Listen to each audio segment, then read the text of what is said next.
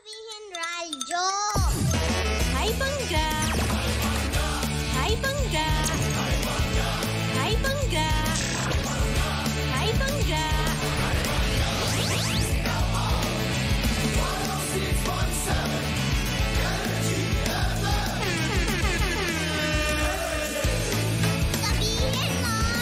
Energy FM. Cheers, Miss Kabaklita! With Tita Cora and Kapitana Sisa. Same, pero iba! We are number 106.7 Energy FM. Bangga, wag mong sabihing radyo. Sabihin mo! Yon!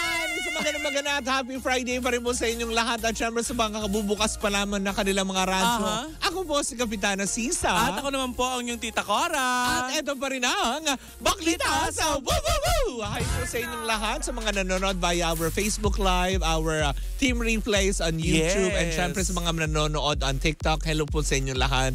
Maraming salamat po. At syempre, ayan, 500,000 na po ang followers natin on TikTok. Thank you so much.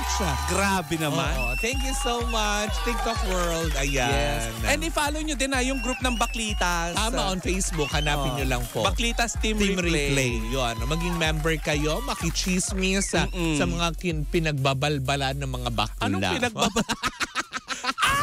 Sa mga kabalbalan ng dalawang bakla. Promise namin sa inyo na makakausap nyo kami doon sa comment Oo section. naman. At magre-reply kami. Oo. Promise. Pero itong promise namin sa inyo, Ay, naku, mamimigay eto na. tayo ng papremyo mula sa... Hangga Bingo Plus Panalo! Go. Asa na si Bingbing? Oo nga. Siyempre, kailangan natin antayin si Bingbing. Bing, bing, bing, bing. Asan ka na? Bing, Bing, yan na. bing, bing. Kumakaway Asan siya. ka na? Isang magandang araw, Bingbing. At syempre sa lahat ng ating mga panggana nakatutok at nag-aabang sa numerong sasabihin ng dalawang bakla kasama si Bingbing. Aha. O, diba? Na kung saan nga naman, ay, ang tara. Huwag ka na maingay. May mahiwagang package na dumating. Pero eto na. Dahil sa may mahiwagang bola tayo ngayon magtutuon kung saan may chance kang manalo ng 500 pesos. Ayan on air and online. So ibig sabihin, pag nakikinig ka sa radyo, may chance kang manalo ng 500 pesos. Sa mga nanonood via Facebook Live, sa ating mga social media platform, may chance ka ring manalo ng 500 pesos. Antay lang ang hudyat mamaya sa programa ni Kuya Chico. Baka matapat sa programa ng Baklitas ang numerong aming bobolahin ngayon. At eto na ang aking mahiwagang kamay. Kamot. Dadako. Isulod mo na ang imong kamot sa fishbowl. Naging silod ko na akat ayan ginpaikot-ikot ko ang mga bola. Bisaya ka, Magilocano ako. Sige, ayan. ikot-ikutom ata bulagarudan. Ikot-ikot ko akamot sa mga bola. Ala, sige. Diba? Pisalam. Magkuha na ako sa numero para inyong makadaog ka mo sa papremyo. Diba? Mula sa Bingo Plus. Dumngag kayo kanya ni Kapitana Sisa Garudan. Siyempre, bago natin bolahin ang numerong ito, ang Bingo Plus Panalo ito, hatid pa rin sa atin ang Bingo Plus! Bingo sa saya, plus sa panalo! Eto na. Paikot-ikot ko akamot sa mga bola-bola sa sulod gana na fishbowl. Diba? Ipakita nan. At eto na. Data din ang buran. Ang mahiwagang numero para sa programa ng Baklitas, ayan magtanaw ka mo, buya ka. Diba? Tadyan ang buran niya. Eto na. Ang numerong lumabas ay 33. Oo, 33. 33. 33. O, diba? Sa programang Baklitas. Tama, tandaan niyo po yan. Ang numero, ang mahiwagang Bingo Plus lucky number for the day para sa programa ng Baklitas ay 33. Kaya tandaan niyo yan tandaan niyo mabuti para makadaog ka mo sa 500 pesos sa papremyo na ihahatag sa inyo ng Bingo Plus. O, yes. Diba? Paano yung sa Ilocano? Kagbuya kayo lang tatanong mga ba kayo na mo number. Abangan nyo kanya ni Chico niya nga programa ti mga bak. Kakaiwara kayo. Para makadaog kayo sa pa-premium. 500 Yes, pesos is mga ba? 500 pesos nowadays. Oo. Diba? Siyempre, ang Pangga Bingo Plus Panalo na ihatid pa rin sa atin ang Bingo Plus! Ang bingo sa saya, plus sa panalo! Pero eto na, may plus itong chika. Diba? Na plus. 1 plus 1 plus 1 equals, reklamo, Equals reklamo. demanda. Oh.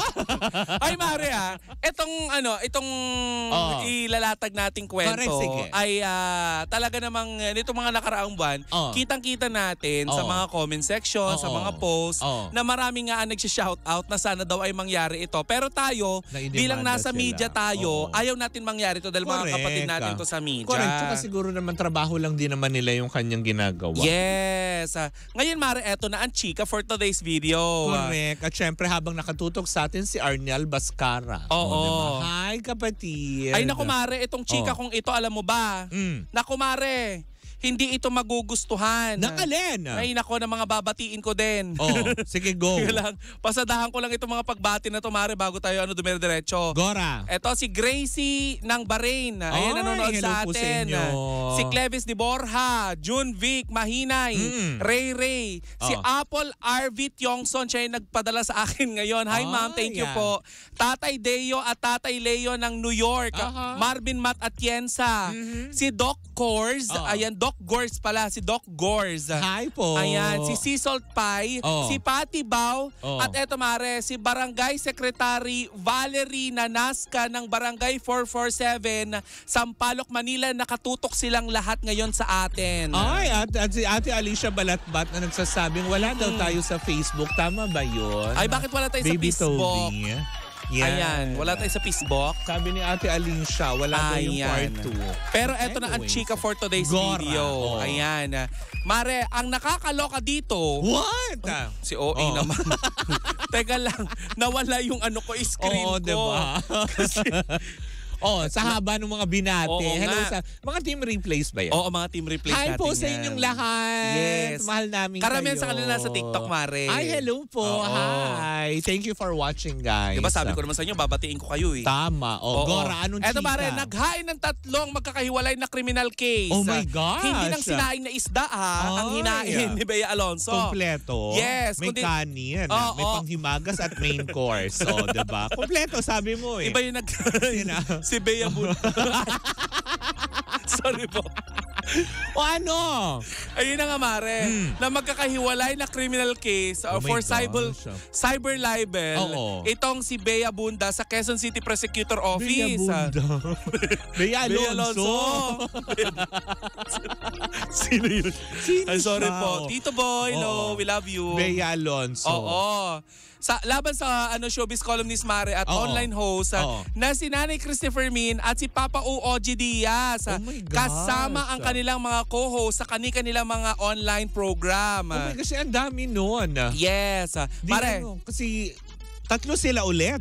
hindi lang. Hindi, kasi si Tatlo kila Nanay Christy. Oo, kasi si Romel Chica at si Wendell Alvarez. So, Oo. ang dami na naman sila. Natapos sabay yung issue nila kay Sara Labati. And then, that I don't know. Oo, diba? Kasi hindi na Tas, pag-uusapan. Eto, may dagdag na naman. Tapos dito, kay Papa O, yung dalawa niyang Oo. kadawit dito si... di ba, nandun Sino si to? Josa Poco. Oo. Nandun si Morena. Oo. Sino pa ba yung kasama nila? Si Mamaloy. Oo, yun. Si So, kasama din yun? Jegs. Yun ang sabi dito, Mare. Oh my kasama daw ang gosh, kanilang mga bakit? co-hosts. So kasama kaya, hindi natin sure kasi hindi naman pinangalanan. Oo. Ayan, nakasaad sa complaint, Mare, sa affidavit ni Bea na naging biktima siya ng mali at malisyoso at mapanirang impormasyon na mula sa nagpanggap na malapit sa kanya. Talaga Na ba? inilathala daw at pinag-usapan sa online show ni na Fermin at Diaz nang walang basihan. So, ibig sabihin nito, kasi 'di ba para lang klaro sa lahat. Si Nanay Christy nakatanggap kasi talaga ng letter dati coming from the lawyers of Dominic Roque. Yes. Pero hindi natin alam kung nag-prosper yung reklamo na yun o it serves as a warning. According kay Nanay Christy naman sa programa nila, Mare, Oo. parang warning lang naman yata yun. Oo. Pero itong kanyang jowa, si Miss Bea, tinuluyan sila. Na ibinabalita nila na Christy na nagkahiwalay na nga pero nagkabalikan naman daw, parang ini-etchos daw nila ang publiko. Dahil doon. Ngayon Mare, balikan natin kasi ang sinasabi dito Mare na isa sa mga inireklamo daw nitong si Bea Alonso ay yung maling Mare. Ha? May dugtong ako. Kasi diba si Nanay Christy involved, si OG Diaz involved. Dahil sila yung mga naglabas ng balita without their consent. Si Tito Boy kasama? Hindi. Yun ang nakakaloka, hindi kasama si Tito Boy. So exempted? Okay, sige, go. Ngayon Mare, ang pinupunto dito ni Bea Mare ay may impormasyon daw na nailabas na tungkol daw sa hindi niya pagbabayad ng buwis. Yun yung kinabubuisit niya, diba? Tapos yung para bang yung paratang na ninakawan nila ng lupa sa yung mga parang katutubo ba ng yan ang hindi naman item? Nabanggit sa sa Actually, mga parang isa yan sa mga din problema na pinaparatangan sila na nangamkam sila ng lupa nung tinatayo nga yung kanyang farm. Parang yun yung issue na narinig naging issue na yan bago pa sila maghiwalay ni Dominic Roque. Nakilaro yan ni Miss Bea na wala siyang kinukuha kasi binili nila yung farm 11 years ago.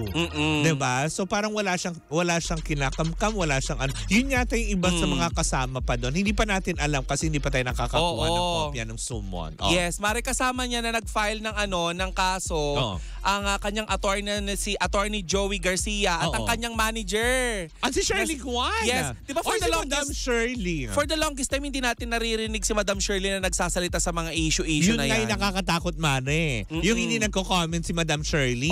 Pero hindi mo alam, gumagalaw siya. Correct. Diba? Pero Mare, nakakapagtaka nito sa mga chika nila Nanay Christy. Ang talagang pinupunto nila, lalo na dun sa mga nagko-comment na binabasa ni Nanay Christy, ay yung kesyo magkasama daw itong si Bea at saka si Dominic sa isang bubong. Natutulog daw doon si yung issue pinalayas niya din yung katulong niya. May mga ganon. Yung mga ganon, madami, diba?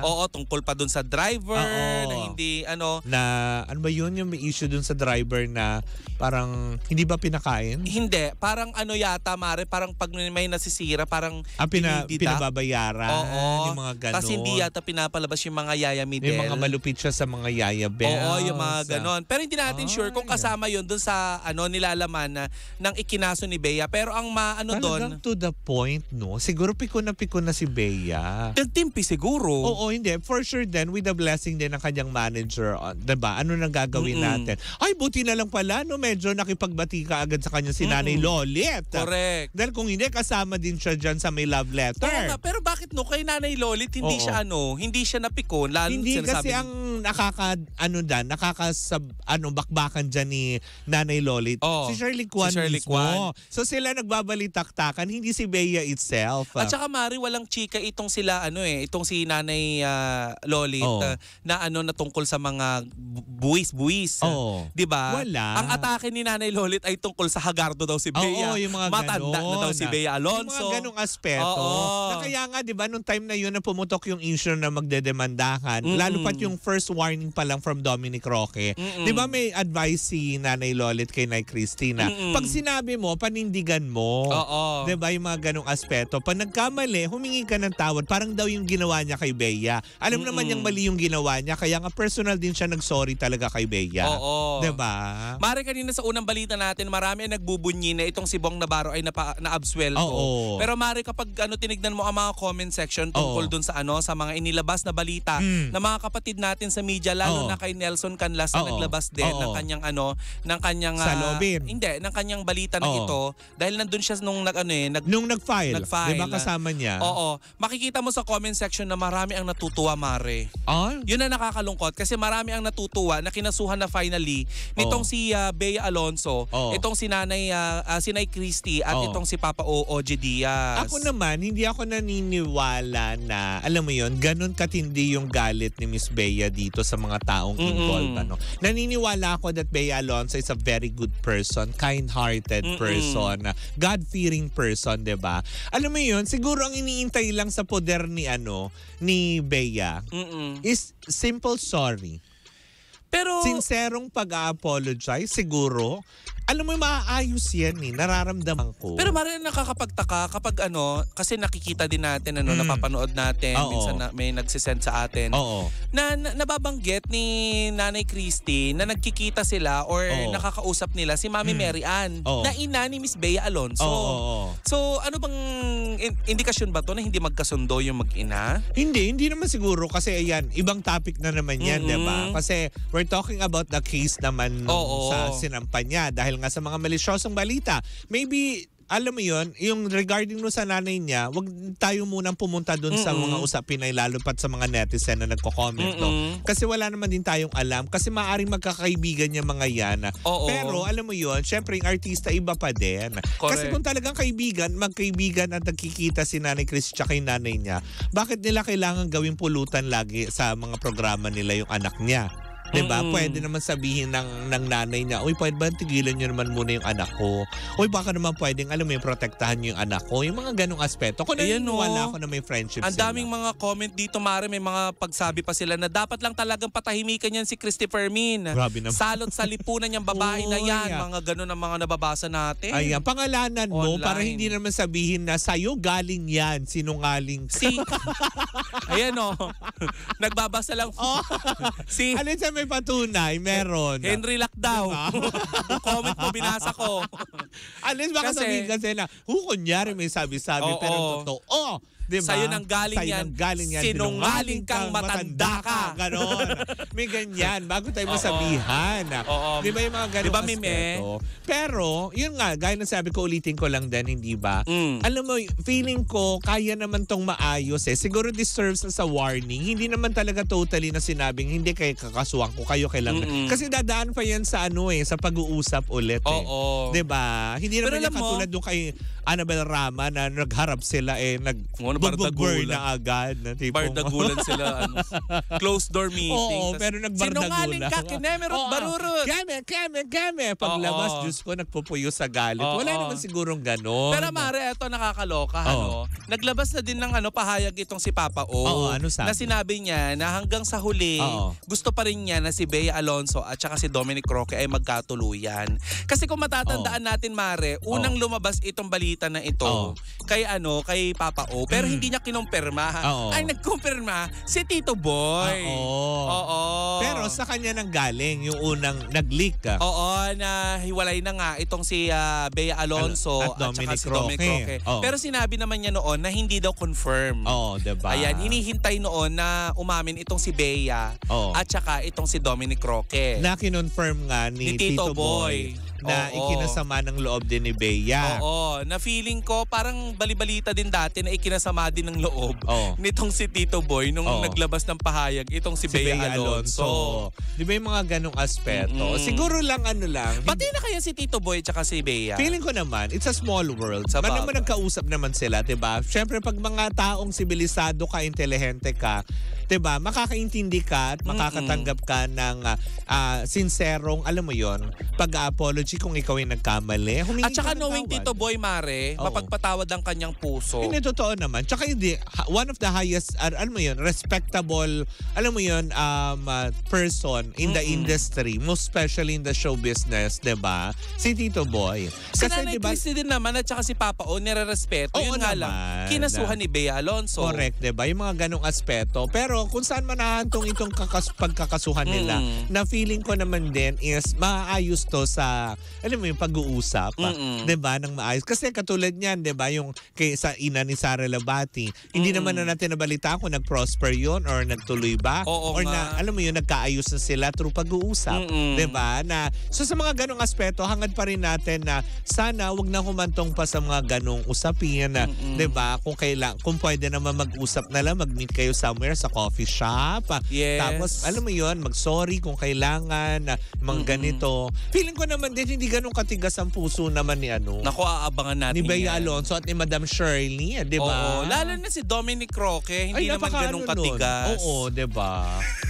Oy, hindi. Ano ba yun? Ang kanyang puso. Bakit tayo namupunta dun sa muscles? Ay, kung matigas ang puso ni Dominic, okay lang. Hindi, alam mo, muscles lang ang, alam mo yun, matigas. Gusto mo ba matigas ang puso ni Dominic?